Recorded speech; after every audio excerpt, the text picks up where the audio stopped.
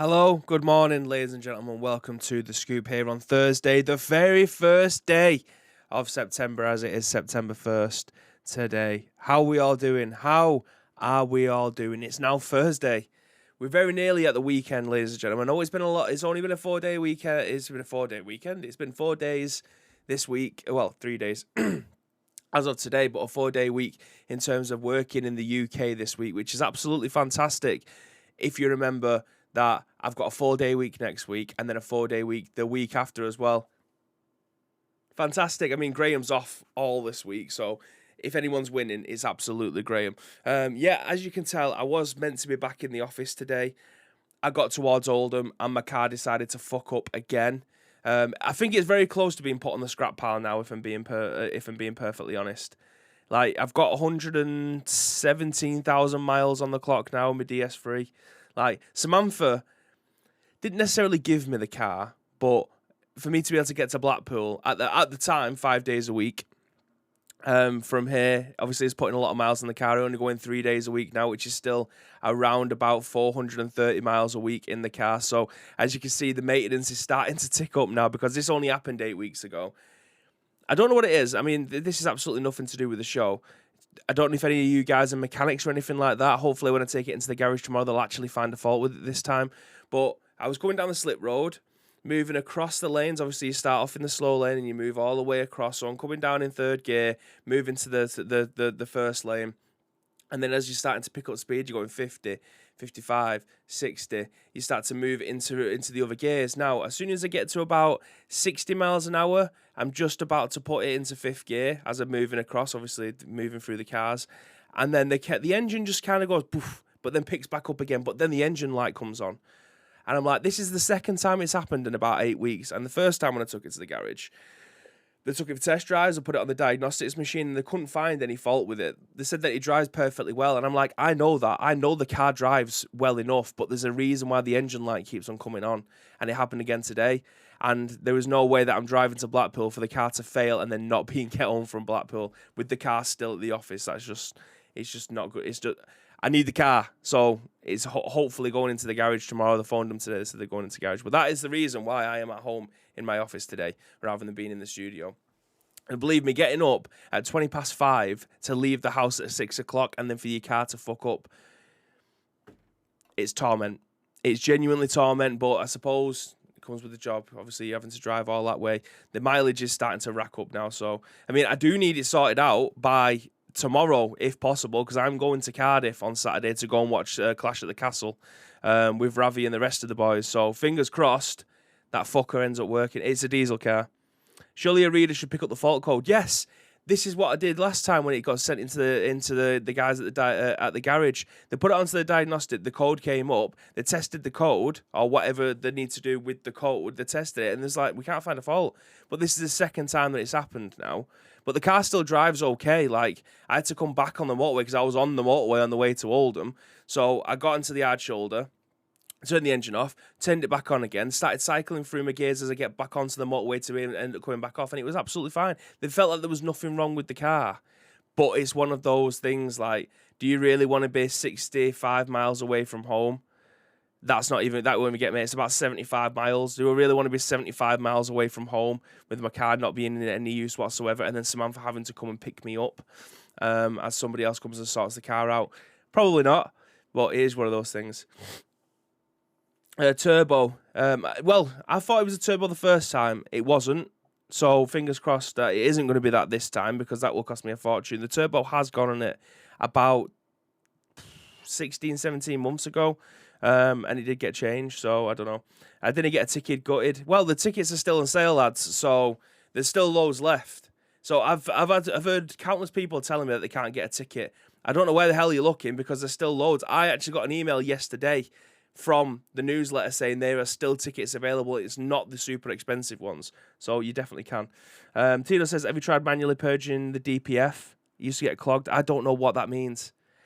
I know nothing about cars. All I know is how to drive one. That's it. The regeneration. Tino says, Google manual registration or DPF. What NX said. Agency Bro says, morning, gorgeous. Morning, babe. How you doing? Just thrash it and it'll get rid of a load of shit. Yeah, but every time I turn the car on, it says engine fault. And I am not being the one that drives 75 miles away from my house for my car to break down, even though it's giving me the advice that the car is breaking down. Like, fair enough. If I worked around it and it was like a mile away, fuck it, I can leave the car wherever and probably walk home. But there's no way that I'm having to wait in Blackpool for the car to fucking sort itself out. It's just not going to happen. That's just... Imagine if I ended up breaking down in the middle of the motorway or it did something and ended up causing a crash. Like, I could never live with myself despite the obvious thing on my dashboard saying, your car's fucked, mate. Take it to a garage. There is no way I'm doing that. I'm here, entertain me with the interesting podcast-style stuff. Well, you're in for a real treat today. Tino says, diesel particulate filter basically means carbon particles from exhaust gases and puts it into chambers that should burn off at high temp, but over time it become less effective. Maybe that's what it is. Again, no idea. Hopefully the professionals will. It will do, but get on bypass and boot it. I don't know what any of this means. Like, I'm a fucking idiot when it comes to cars. All I know is I have to turn the fucker on, go through, manage to get to 30 mile an hour and drive down the road and then move it into a different gear when I'm going down the motorway. Like, I'm a pretty good driver. I just know fuck all about cars. My partner's mum gets it and just thrash it in the low gears and it works fine. What, does the dashboard light go off? I said the car drives fine, but I'm not being the one held responsible. I mean, you guys are giving me advice here of what the fuck going on with my car. But imagine if I was the person that caused a mass pile-up on the motorway. You guys ain't taking responsibility. It would be me, obviously, because I'm the one that's driving the fucking thing. So, who knows? My car is in for MOT today. We're garage Bangino twins. If the engine doesn't automatically clear it, manual regeneration will clear it. Basically, you have to drive at a low gear, high speed, high revs. Well, the garage can fucking do that. That's what I'm paying them for. They can do that tomorrow.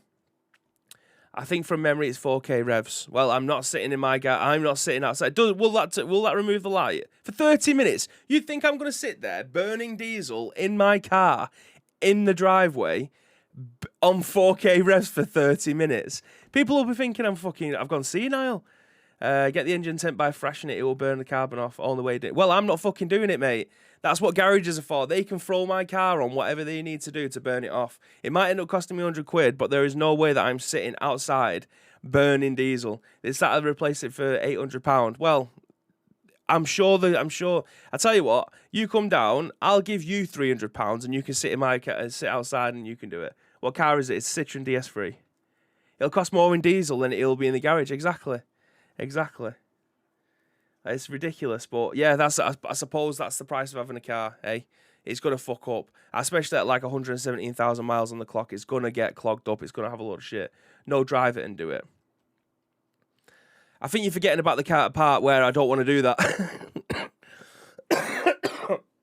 I think that's what we're forgetting here. No, drive it and do it. Imagine driving down the road at 4,000 revs. It's going to cost me more than £300 to drive to get my Fiesta ST that does 20 miles per gallon. Christ. Drive to work and do donuts in the car park.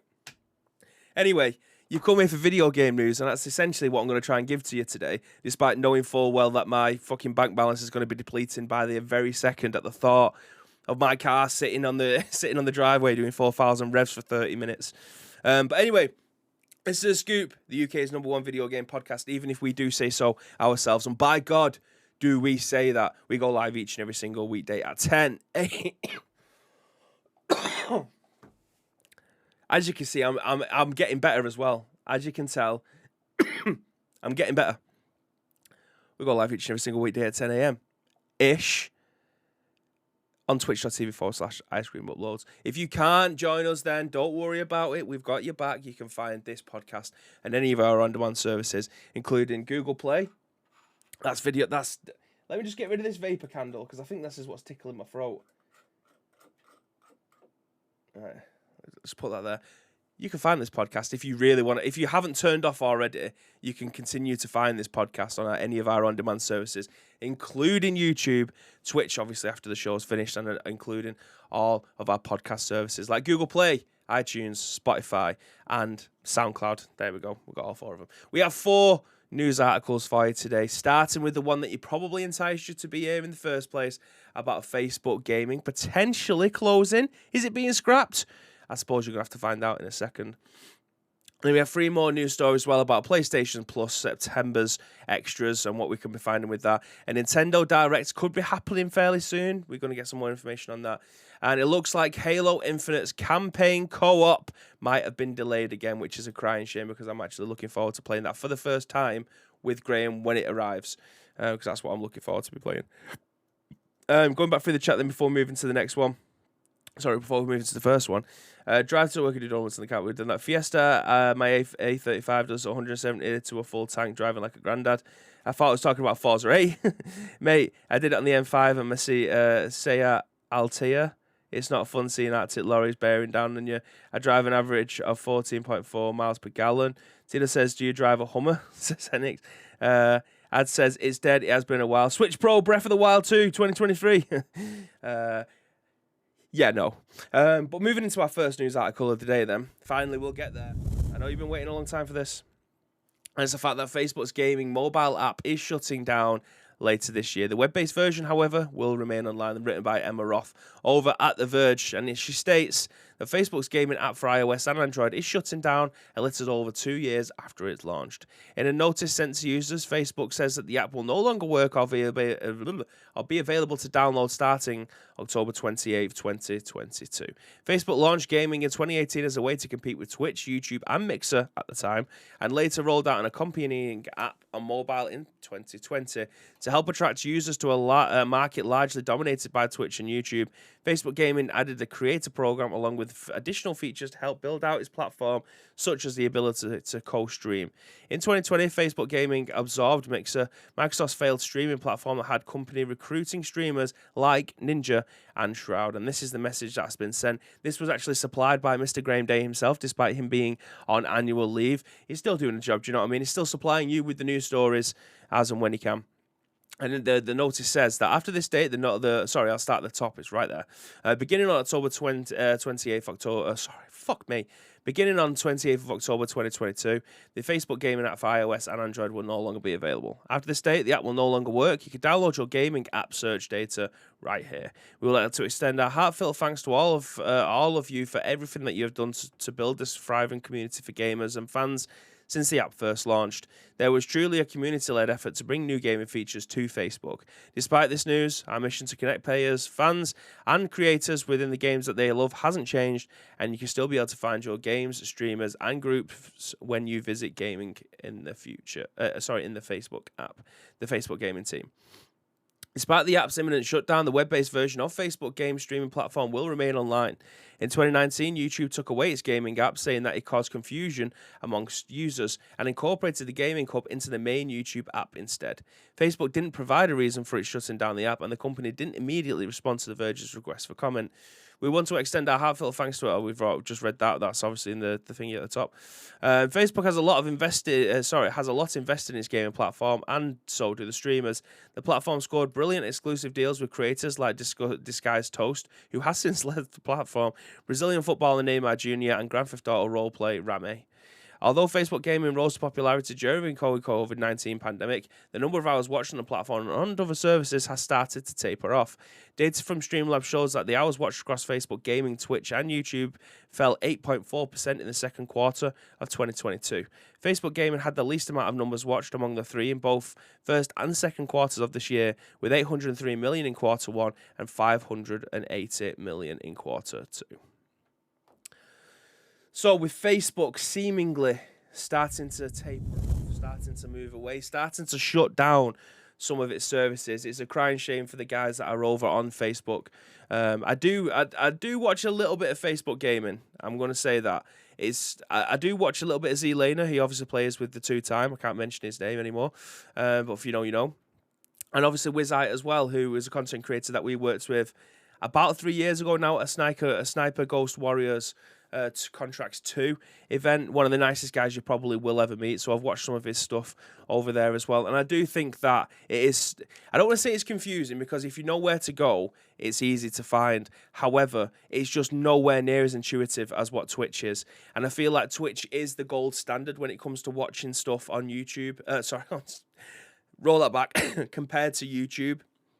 Like the UI is literally made for people who want to watch live streams, whereas YouTube just kind of tacked on the live streaming situation at the end. And obviously with the real stuff coming through as well with the YouTube shorts, like all that stuff is tacked on. So the shorts and the video on demand content is quite easy to find. However, like when I go to watch the 2-time on YouTube, which I do more often than not when I'm like feeding the boy and stuff like that, we'll sit there and we'll watch it or whatever.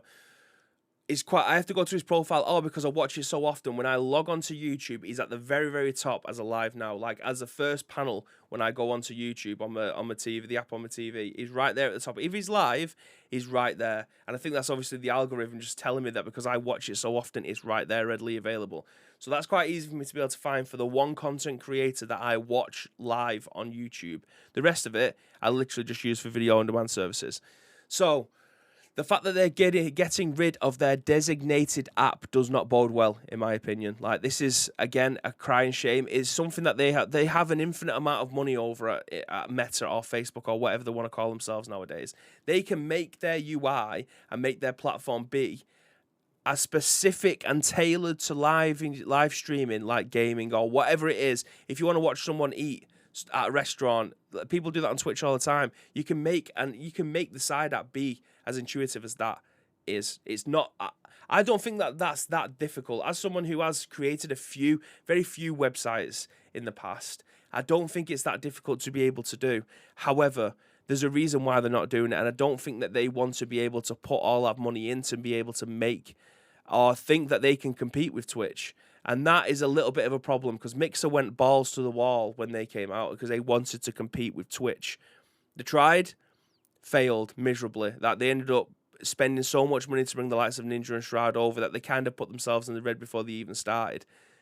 It was ambitious and it was paying off for a short while. However, just trying to compete with Twitch, it's difficult. Like, obviously, it's owned by Amazon. Like, Amazon are just going, okay, we just keep on throwing money at it. The practices might not be the best all the time. But in terms of actually having a platform where people can find channels like this, it's... Stay frosty, yeah? Hey, Sheep, thank you very much for your subscription, mate. I appreciate that. Let's go, he says. So, yeah, again, I do appreciate that, mate. Thank you very much. But, yeah, it's a difficult situation for the guys over at Facebook. Like, they're knowing that their target audience is probably watching most of their streams. Like, I need to see breakdowns. I need to see how many people are watching this on their PCs versus their tablets, mobiles, or Chromebooks, laptops, whatever it may be. Like, the percentage, I imagine, is still quite high on mobile. Like, for those of you that are in the chat now, if you can just let me know how you are watching this. Like, I know the people who might be at home or at work are probably watching this on their laptop, or they're watching it through a Fire Stick on their TV or something of that sort. I want to know how many of you guys are watching on your mobile phones. Because I very rarely, unless I am out and about, watch Twitch on my mobile. I will get my tablet out. I'll be watching on my TV through the Fire Stick or through the native thing on the TV. Like, Tiny Order says mobile, Ad says PlayStation 4. Now, you see, that's a demographic that I still forget about. What people watching it on the consoles. Tito says mobile, but occasionally on the Fire Stick. JMK says PC Live. Gargad says Chrome laptop. Oh, one, good morning. Yeah, good morning to you. Agent Superhero says laptop. And he says TV in the bathroom. JMK says rarely on mobile, sometimes on tablet. Yeah, so is this the right move for them then? Like, I genuinely thought, like, I suppose this comes down to a demographic. Like, I think, bear in mind, I don't know every single person personally that's in the chat there. I don't know how old you are, Tiny Oda, but I know Ads might be the youngest that's in here. So I don't know what our target demographic is around about similar age to me. So we're looking at around about 27 to about 55, maybe beyond. Like, we look at our audience is by definition mature.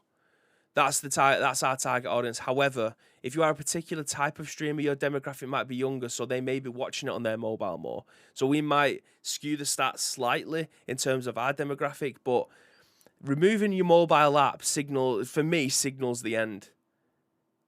And I might just be being a bit brash with that, but for me, if you're removing your mobile app that's available in everybody's hand at any one time, I do feel like he signals the end. So I don't know. like they've got enough money to be able to pull this back and do whatever they need to do. I just feel like they need to have the brains behind it to actually put this in place. Like if the people at Twitch was to move over to Facebook Gaming, they've bought them out of their contracts at Twitch and then gone, do you know what? Do you want to create the UI for ours? It'd be infinitely better. Ad says I'm 29. Yeah, so you're still younger than me. I'm 31. Gagad says mature by name only. Exactly. Mature by my age, not by brain cells. Obviously, I've had to mature a little bit more. So Tiny Yoda's probably they are the youngest in here. Then we old but not mature. Exactly. Agent says I'm the youngest. We're talking about mental ages, right? Exactly. Tino says I plead the fifth over you giving you my name, age even. Damn it. If Graham would be here, he'd be rinsing you now. But I won't. I'll be the good guy for this for today's stream. I'll let you off with that one. So yeah, it's interesting that they've managed to get rid of that, or they are getting rid of their mobile app. Like they must have the data behind it to show that people aren't using it that much. Because why would you get rid of the main source of people coming to your platform? It's like removing the Facebook app from your phone. Like it just would never happen, would it? It just would never happen. Wolfie Spartan says, I'm old but never growing up. That's the rest of us. I feel like that is our motto by definition. Gaga says, that's Sin Lads kicking in. Gaz says, all I will say, a lud bastard loyal. NX says 76. You do look it, to be fair. Damn straight Gandalf. I mean, Gagad. So, yeah. I do apologise if I just start coughing again. It's just the way it is at the moment. But yeah, I feel like our demographic is kind of skewing this a little bit because we are classed as mature. Target audience taking the youngest in here, 27 to around about 50 and over. That's via the games that we play. That's via our, not necessarily our opinions, because a lot of them are aligned, apart from if you start talking about Celtic and how they are the best in the world. Our opinions do tend to be aligned, so I don't know whether or not that's just a mature versus still growing mentally. You're still trying to get the experience in the world. I don't know. I genuinely don't know. I mean, me compared to my 16-year-old brother, it's two completely different generations. We align on some things, and then like our music tastes are completely different. Like mine was with my mum and my grandma and granddad and my dad and stuff like that growing up. So I imagine it's a similar situation like that. Who is the target audience for Facebook gaming? Facebook itself generally is probably aimed at an older audience. So are more people using the mobile app? Thinking about it now, probably not. Whereas Twitch is probably target audience. Apparently, you have to be 13 to start watching streams on Twitch or start streaming itself. So it's right at the bottom, in and out in that. So yeah, maybe thinking about it now as I'm talking it out loud, the target audience is a lot older and they're not using the mobile app. People are logging onto their PCs, tablets, or watching it on the TV. Maybe this is the right thing for them. It's only when you start to dig in a little bit deeper that you start to come to conclusions. And I'm talking myself around a different way here. So yeah, who knows? Ad says Facebook gaming is dying at the start. Same happened with Mixer. App stopped first. I think that's what it is. Wolfie Spartan says best at what? I've kind of blue screened her. Mr. Lotus says Graham slacking today. Graham is on annual leave this week. He's taking a well-deserved week off. He's doing some family things. I think most of the kids go back next week, so he's just spending time with his daughter and and the missus as well, as anyone probably would be doing during the last week of school holidays. I'm sure, like even going through my Twitter, most people are off this week. Like they're taking as much time as they can with the families, which is great. I can't wait to be able to do that stuff when my boy can walk, talk, and starts to slack me off and stuff. Graham's always slacking, but he may be on holiday this week, says Tito. Gaz says, to be honest, Facebook Meta haven't invested money into the gaming world wisely. Absolutely agree. And I think that's what it comes down to. I don't think taking the Google Stadia situation, I know that's a completely different platform in terms of playing games, but they have never had the right people in the right places making the right decisions. And that's why I personally, and I can probably speak on behalf of Graham on this as well, because we both aligned with this kind of sentiment, but they just never had, they had the right idea, they had the right mentality, they had the right equipment to be able to perform what they are performing with. I just don't think that they made the right marketing decisions. I don't think they had the right people in the right place at the right time. And I feel like this is what's going on with the Facebook gaming stuff. Realistically, Facebook gaming should probably be the biggest in terms of actual user base of people logging in every single day. I think it's only second. I think there's only Instagram that's behind it and Twitter's third. These are old numbers, so I'll have to reinvest this, but I think Instagram is the number one social media platform in the world. Then it's Facebook, then it's Twitter. I could be completely wrong with that. But when you are in the top 3, you kind of need to be able to invest. Now, Twitter doesn't have live streaming in terms of playing video games. Like, I'm sure you can recast, or they had Periscope way back when. It might have been branded differently. But yeah, stuff like that. They should have the infrastructure in place to be able to make a streaming platform that works properly. And they haven't. Is Twitter first now? Is Twitter actually first? Again, the numbers that I was pulling out my ass was quite a while ago. Is Twitter the number one in the world? Because it was Instagram for a long time. Anyway, if you're having the infrastructure there to be able to try and create stuff, just get the right people and pay them whatever they need to try and bring your marketing back around again. Believe me, it will work for you. You just need to be able to have the foundations there. Sure, I saw it right. Well, I'm gonna do some Googling now. What's the number one social media app?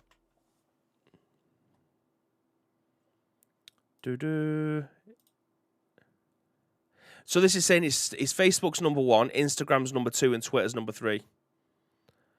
So I had the top 3 in the right place. I had the top 3, but it was in Twitter was third. I had Twitter third, which was correct. So Facebook is still the number 1, so that's even more resource. I mean, Instagram and Facebook are owned by the same company anyway, so you can switch them two around. It doesn't matter. Usually you'd have both rather than one or the other.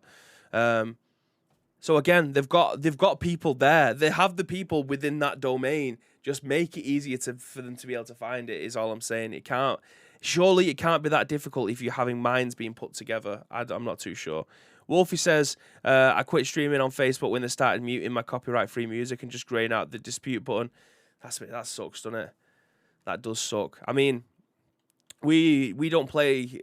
We play copyright music on this channel. We've just found a way of being able to remove it from the VOD afterwards, which is great. So you can go to your advanced properties, remove that track number where we have it as number 6 because that's what we've got it set as. Remove that track, and then whenever the VOD's finished, it just doesn't have the music. It has the game audio, it has our overlays, our notifications, it has our voices and stuff like that. It just doesn't have the music, which is beneficial to us because we want to be able to listen to the tunes. We want to be able to engage because the copyright-free music, some of it's good, some of it is trash. So being able to play with our proper jams was great. I thought TikTok would be first these days. Well, according to the website that I went on, I didn't do as much diving. As you can see, I spent 30 seconds looking at it. I didn't look at the rest of the list. But yeah, I agree. TikTok I thought might be up there. It did have Twitch as 4, to be fair. Which, again, I'm not sure if this was done early, but I didn't know TikTok was as old as it was. I thought it was quite a recent thing in like the last 18 months, but apparently it's been going for years.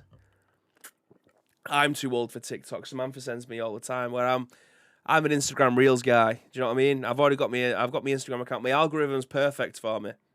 It's either golf stuff or cooking stuff, which is fantastic. So everything I'm scrolling through is stuff that I actually want to be able to watch. It's great. I've got the algorithm down to an absolute T. It's fantastic.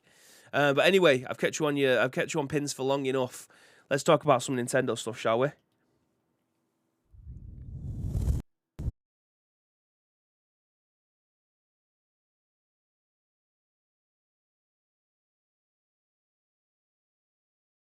Naughty have claimed that a Nintendo Direct is scheduled to take place at some point in September and could happen as soon as next week. Grubb and Minotti share this information on their last of the Nintendo Dogs podcast. Is it? Yeah, okay, it's worked. I just looked at my preview screen then and it held for a second, so I do apologise. You're back. We're okay. Grubb and Minotti have shared information on their last Nintendo's podcast, thanks Games Radar, in which Grubb says that a Nintendo Direct could take place next week, but is more confident to say it will actually happen during the week starting September 12th. Both Minotti and Grubb claim that they are very, very sure that ports for both Twilight Princess and Wind Waker HD will be announced during the Direct. Grubb also believes that Nintendo is planning to make a Direct to a Zelda blowout. Interesting turn of phrase. Speculating that Nintendo may announce supports to tide fans over until a relief. Apologies for that. I just had to have a little cough there.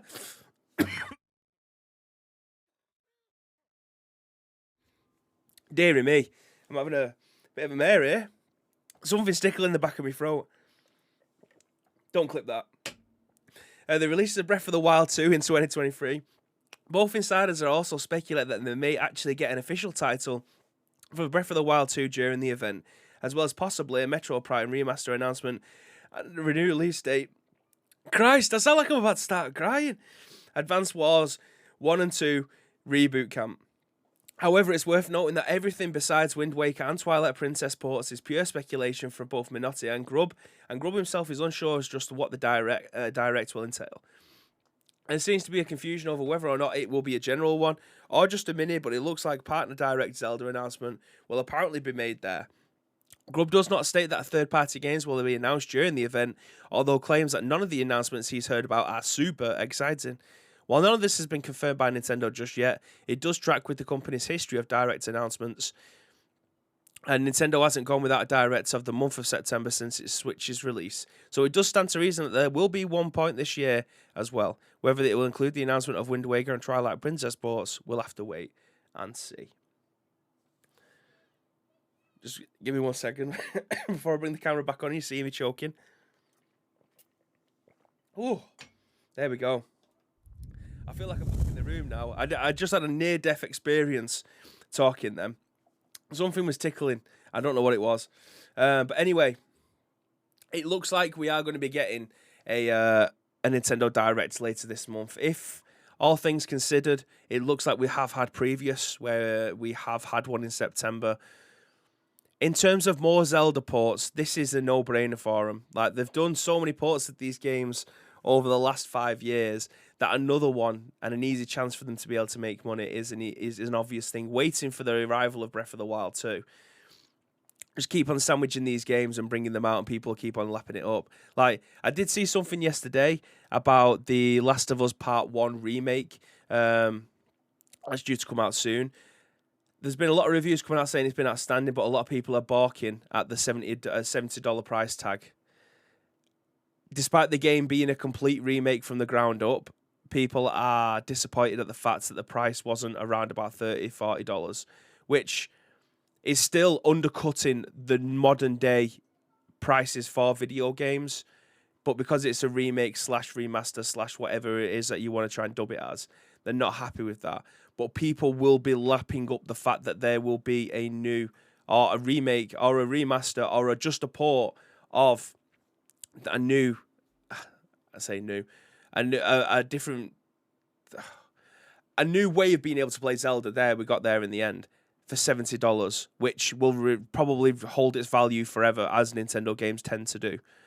I can see the difference between both of them, and I'd still probably end up paying for both. Like, do you know what I mean? Like, it's one of those things. Like, how can you justify one and then, and the other side of it say, well, it's Zelda, innit? It's a Nintendo game. They always hold the value. It's always $70. You can't do anything about it, but then balk at the fact that a game has been remastered and remade for PlayStation 5 from the ground up, and the graphics look completely different. Like, it's night and day. It's not like the PlayStation 4, the PlayStation 3 version, and it's been remastered, and it's kind of same. You can kind of see there's some new elements in there, but like, this is completely, it's a more refined control scheme and stuff like that. I'm not trying to justify why you should be picking up The Last of Us, but it's the double standards sometimes in video games that I can't. It's out tomorrow. I knew it was this week, which we're on Thursday now, so yeah, it had to be either today or tomorrow. So yeah, that makes absolute sense. AC says, good afternoon, morning even. Yeah, it's still morning, I know. You immediately come in and you think it's afternoon, innit? The ice cream uploads boys are streaming, so it must be the afternoon. But no, caught you off guard. Still the morning, my friend. But yeah, it's the double standard sometimes in video games that people will fight the corner of one, but then have a go at the other corner for doing the exact same thing. Apart from the person in the other corner has remade the game from the ground up and put a load of new control schemes in there, made it look pretty, make it use every single bit of power that's in the PlayStation 5, but still it's still too expensive. That's a double standard, and I'm not here for that. I'm not here to preach to you why you shouldn't, but I'm just trying to educate you as to why. You don't have to take my word for it. I'm just here. You're listening. I'm trying to show you the lines on the floor. If you want to stand on them, that's fine. If you want to be in between them, that's absolutely fine. I'm just trying to give you the raw facts. And the raw facts coming at you live on twitch.tv/AshGameWorld each and every single weekday at 10 a.m. Moving swiftly on. We have some more PlayStation news while we're at it. Do you know what I mean? While we're at it, we'll give you some PlayStation news as well. Tito, you can turn off if you want, mate. If the button works, this will be great. Bally says, morning, mate. How's it going? It's going well, my friend. It's going well. It'll be even better once I've not started choking off of absolutely nothing, thin air. That'll be great. But as of now, we're doing okay. Written on VGC by Tom Ivan, he states that September's PlayStation Plus Essentials, Extras, and Premium games have been confirmed. Sony Interactive Entertainment has announced its September's complete PlayStation Plus lineup, confirming a recent leak. PlayStation Plus Essentials members will be able to claim Need for Speed Heat, the PlayStation 4 version, Grand Blue Fantasy Versus, PlayStation 4 version, and Tome, PlayStation 5 version. The games will be available to subscribers from September 6th until October 3rd. Following the games then be added to PlayStation Plus game catalog, which is only available to Extra and Premium members on September 20th, and they include Deathloop, PlayStation 5, Assassin's Creed Origins, PlayStation 4, Watch Dogs 2, PS4, Dragon Ball Xenoverse 2, PS4, Spiritfarer Faraway Edition, PS4, Chicory A Colourful Taste, PS4, Monster Energy Supercross, the official video game 5 on PS5 and 4. Alex the Kid in Miracle World, Samantha will be over the bloody moon with that. She's been waiting for this. Like, I should have just bought it, to be fair. She's very patient. Rabbids Invasion, the interactive TV show, PS4. Rayman Legends, PS4. Scott Pilgrim vs. the World, the game, the complete edition on PlayStation 4. I did actually buy that about 6 months ago for me and Graham to be able to go through, and we're still yet to do it, including Shredder's Revenge on Game Pass. I got that. We still haven't been through it yet. Maybe we'll keep that. Hold on to that. The following games will be added to PlayStation Plus Classics Library, which is only available to premium subscribers, and that's the Sly Collection, PS3, Sly Cooper Thieves Time, PS3, Bentley's Hack Pack, PS3, Toy Story 3, PSP, and Kingdom of Paradise, PSP. The August's PlayStation Plus Essential games are still available to claim, and they are Tony Hawk's Pro Skater 1 and 2, which I have started, by the way, and it's fantastic. Yakuza Like a Dragon, and Little Nightmares.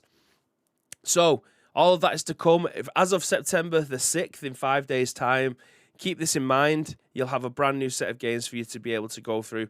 I did see some talk yesterday for Need for Speed Heat. I've not played it. Grand Blue Fantasy, not played it. I think Jelly actually worked on that before I got there. And Tome as well, which I've never even heard of. So, yeah. Who knows with that one? That's a PlayStation 5 game. I feel like I need to Google that, because I don't remember seeing this name anywhere. I may remember what the cover art is when I see it. Ooh. Yeah, this is not my game. This is not a Bibby game. Yeah, I think I'll add it to my library because it's free. But I don't think I'll ever boot that one up. I play a lot of games, and that does not like the type of game that Bibby will want to play. Exclusive games rebuilt for the superior consoles, says Agent Superhero. Exactly. Tina says, exclamation mark, Game Pass.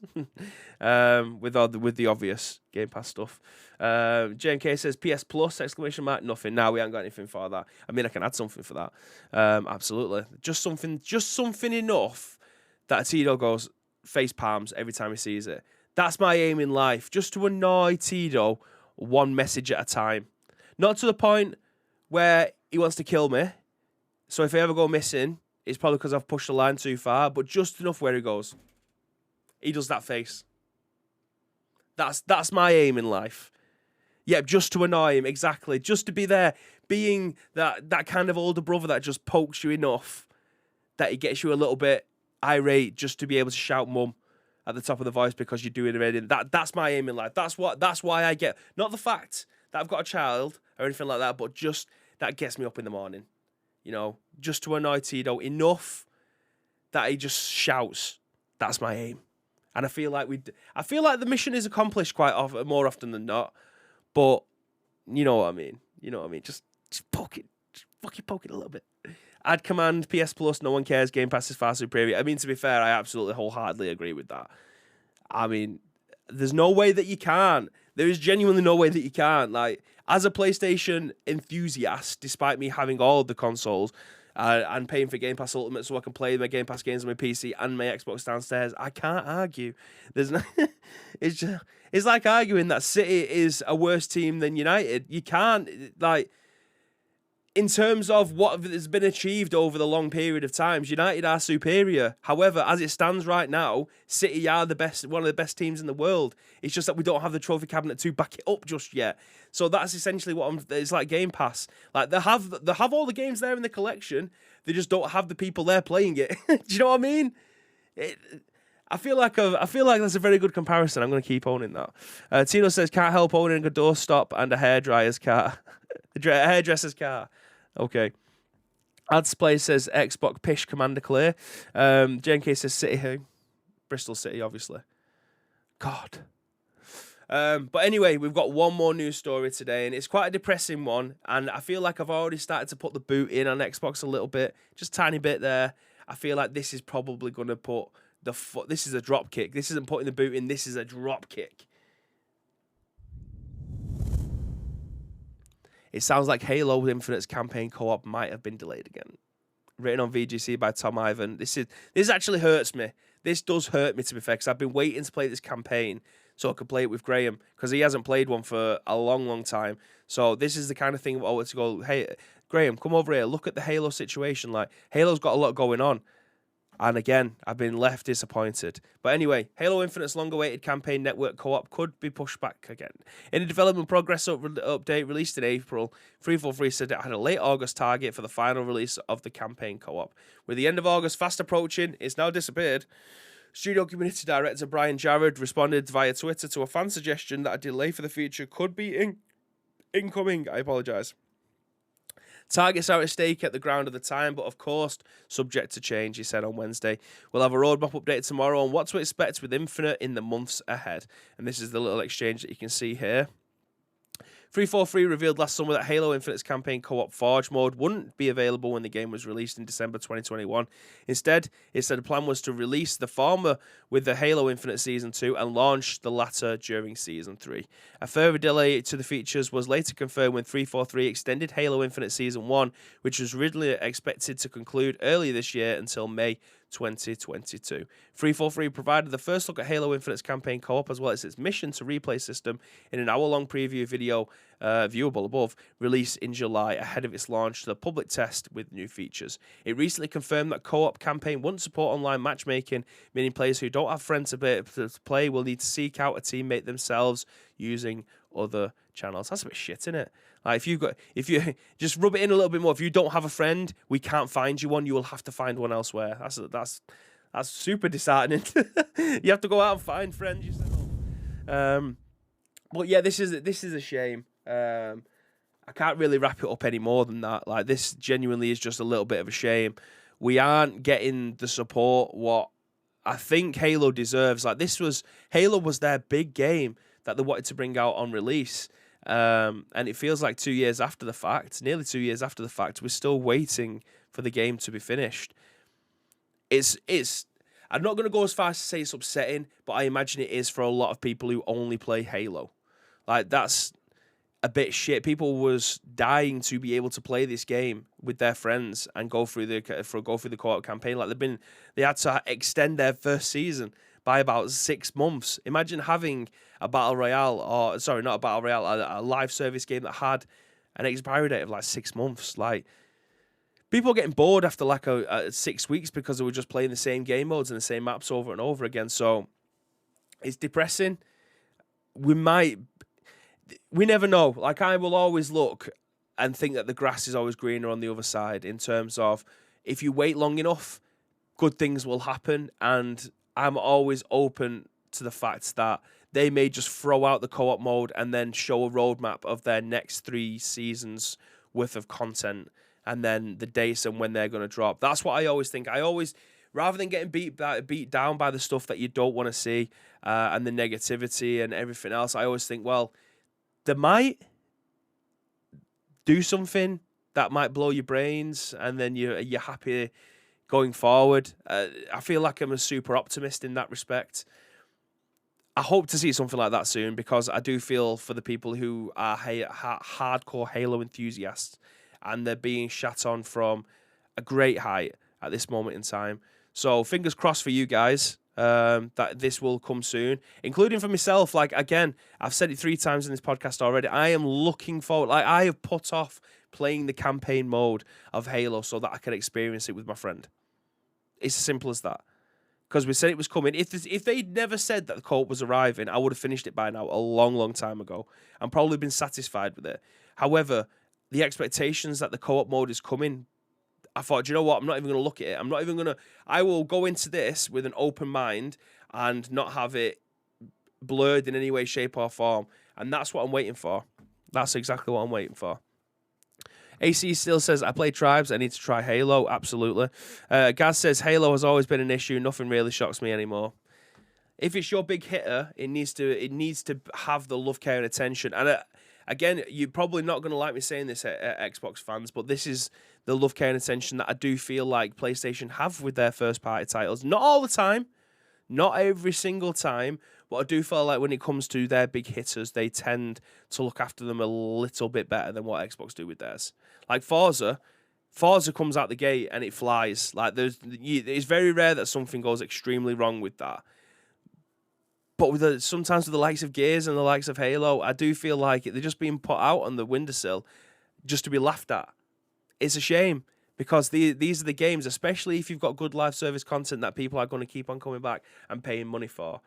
Is anyone willing to be able to pay money for a season pass for a game that doesn't have any content for 6 months? Come on, mate. There will be, but they'll still get money through the door. It's just you could be having a lot more. And that's what it comes down to with live service games. They want to be able to have money coming through the door every single minute of the day. Shame, but that's just the way it is. But anyway, that is it for today when it comes down to video game podcasts, especially on this channel. It's Thursday, so there won't be any action today. There might be tomorrow because I'm not here on Sunday. As I said, I am in Cardiff, so I may be able to try and carve something out for an hour or two tomorrow night. I'm not sure what it will be. I'm not sure what we're playing. I might just continue with some more Saints Row stuff. You'll have to wait and see with this one. I am going to be back on Sunday, but it won't be until the evening. So chances are I'm probably going to be spending time with Samantha and the boy. So I'm not going to guarantee anything on Sunday. I'm not going to guarantee anything tomorrow either. The August and September period every single year are horrific. Like literally for like 9 weeks straight, I am busy because it's either people's birthdays. It's always wedding season. It's just ridiculously chocker. And then the rest of the year, there's hardly anything going on, which is great. But yeah, apart from that, next week I'm away as well. The following Sunday I'm away. So again, I may be able to try and carve out some time on the Thursday, but is what it is. Is what it is. Unfortunately, I can't help that, having a busy life and having a social life. But now everything's back open again. It's great. But that is it for today's episode of The Scoop. I do appreciate every single one of you that have joined us for today's episode. If you want to help shape the remaining show tomorrow, there's 2 ways that you can do so. First of all, find us on social media. This is at Ice Cream Uploads across all major social media platforms, or alternatively, find us on Discord. Discard what I've just said. We find us on Discord. If you want to find us on any of our social media platforms, it's at Ice Cream Uploads. If you're watching this in any of our on-demand services, go into the description below. You will be able to find it there. Also, AC Milan in June. I'm just having a look then. I got put off because I'm trying to find someone to be able to raid afterwards. So let me just do this as well. But yeah, that is it. All we need from you is a URL plus your thoughts and impressions. We will then give you our thoughts and impressions on the very next show, which will be at tomorrow at 10 a.m. I will absolutely 110% be in this room because I need to take my car to the garage tomorrow. But to all those guys that have subscribed to us, that have followed us today, we very much appreciate it. Do stick around because I am looking at who to send you over to. Well, considering that he subscribed earlier, Sheep, we're going to send you over to him. He is actually playing some Gears of War. So if you want to see some Gears of War action, do feel free to go over to Sheep, send in some love. We will appreciate it. But until next time, guys, it's been an absolute pleasure to be able to host this podcast for you today. And until next time, stay frosty.